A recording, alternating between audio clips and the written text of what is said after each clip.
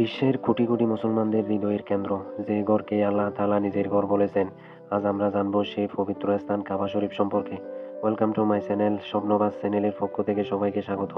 মক্কা নগরীর হৃদয়ে মসজিদুল হারামের মাঝখানে অবস্থিত এই ঘরটি শুধু একটি নির্মাণ নয়, বরং এটি ইমানের প্রতীক, ঐক্যের প্রতীক আর আল্লাহর প্রতি সম্পূর্ণ আনুগত্যের নিদর্শন। প্রতিদিন হাজার হাজার মানুষ এই কাবাঘরকে কেন্দ্র করে তাওয়াফ করে, আর ঘুরে ঘুরে তারা উচ্চারণ করে লাব্বাইক আল্লাহুম্মা লাব্বাইক। এই ডাক কিয়ামত পর্যন্ত চলতে থাকবে।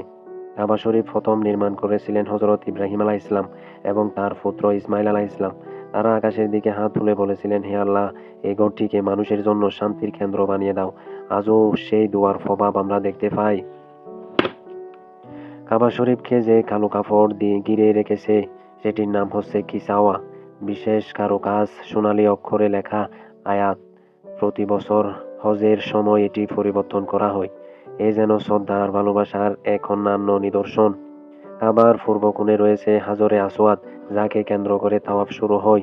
এটি জান্নাত থেকে আগত একটি পাথর, যা মানুষের পাপের কারণে আজও কালো হইয়া গেছে। কাবা শরীফ শুধু একটি স্থাপনা নয়, এটি হলো আল্লাহর প্রতি ভালোবাসার জীবন্ত প্রতিচ্ছবি। যে ঘর দেখার স্বপ্ন প্রতিটি মুসলমানদের হৃদয়ে লুকিয়ে থাকে। আল্লাহ আমাদের সবাইকে এই ঘরের সামনে দাঁড়ানোর তৌফিক দান করুন।